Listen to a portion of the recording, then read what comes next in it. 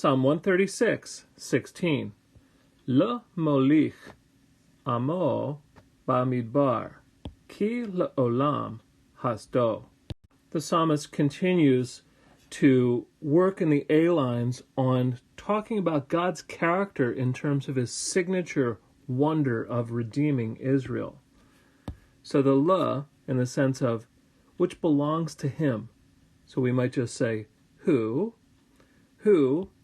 causes to go or leads or has led his people in the wilderness, because to forever is his covenantal fidelity.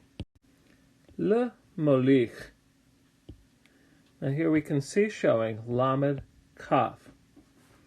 And what appears with the vav is that this would be a pei yod verb, and we're halfway right, I suppose.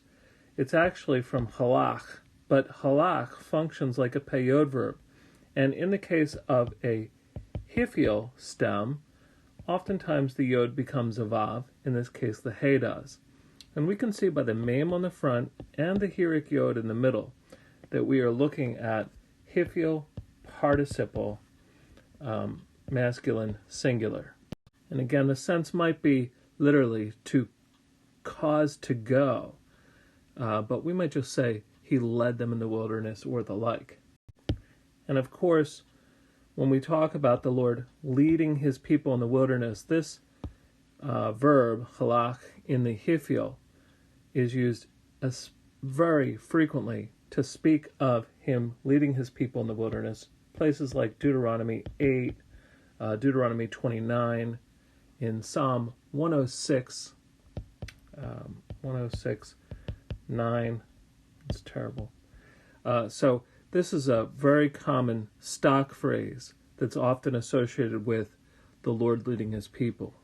We'll stop for just a moment and think about the structure in the mid part of the psalm, Psalm 136, verses 10 through 16.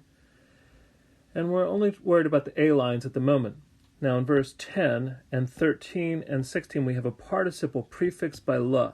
And again, these la's are in the sense of ownership or possession, but referring to the character of the Lord based on his actions. So in verse 10, it refers to how he smote Egypt. Verse 13, how he cut to pieces the Red Sea. Verse 16, how he led his people. And in the case of verse 10, smiting Egypt, who is the one who smote Egypt? We have a vav consecutive imperfect verb form talking about bringing out Israel, then a ba showing that he did this with his mighty hand. In the case of verse 13, when it refers to who cut the Red Sea to pieces, then there's two perfect form verbs, who caused Israel to cross, who shook off Pharaoh and his army. But in the case of verse 16, who led his people, the psalmist is just going to leave it at that. There will not be any qualifying points under this. The psalmist is going to shift gears towards the conquest.